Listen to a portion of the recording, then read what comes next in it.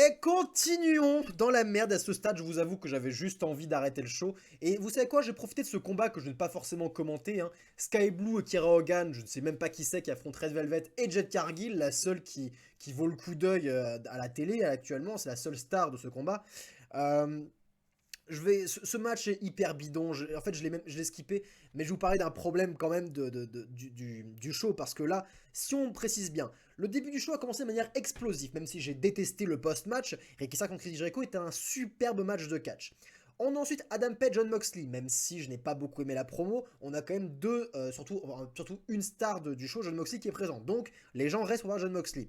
On a ensuite un très bon match tag team avec les champions tag team, The Acclaimed, qui sont là qui regardent la foule. On a ensuite Bryan Danielson qui arrive, qui est hyper over avec la foule. Et MJF, le champion qui arrive. Tous les bests sont arrivés au début du show.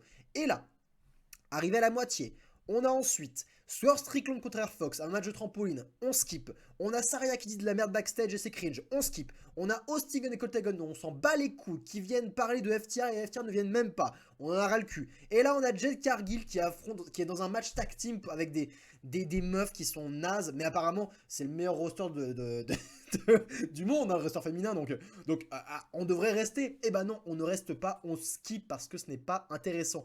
Il y a une histoire dans le match, il y a une histoire dans le match qui est que Red Velvet est un peu énervé contre Jet Cargill qui lui arrête pas de lui faire la leçon pendant le combat. Elle lui dit voilà, c'est comme ça qu'il faut faire, c'est comme ça qu'il faut faire. Et Red Velvet s'énerve et à la fin, alors que Jet Cargill vient pour faire le tag pour que Red Velvet finisse le match, Red Velvet refuse le tag, se barre, ce qui permet à Sky Blue qui Hogan, je ne sais plus, d'essayer de faire un tombé sur Jet Cargill de justesse. Jet Cargill se détache et termine la meuf, fait le tomber sur elle. Red Velvet littéralement a essayé de piéger Jet Cargill pour rien, parce que Jet Cargill a quand même gagné le match. Je ne sais pas à quoi ça sert, j'ai pas envie de voir Red Velvet contre Jet Cargill, je ne crois pas en Red Velvet.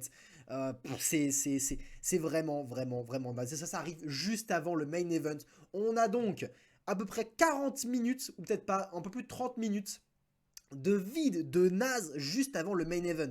Qui est resté pour voir le main event? Moi, j'ai eu beaucoup de mal. Enfin, tout le monde peut skipper maintenant, mais ceux qui sont devant leur télé, imaginez.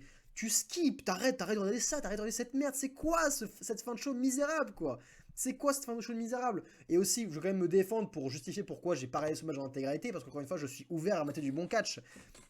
Quand ton match tag team commence par Red Velvet et je sais plus si c'est Sky Blue ou Cara Hogan, mais qui commence le match à faire une série de roll-up, à faire une roulade pour faire 1, 2, l'autre roulade, 1, 2, l'autre roulade, 1, 2, l'autre roulade, 1, 2. C'est chiant au bout d'un moment. C'est qu'est-ce qui se passe? On match du catch là ou un combat de chat là? Qu'est-ce que c'est que ça? Donc non, au bout d'un moment, on skip. C'était vraiment naze.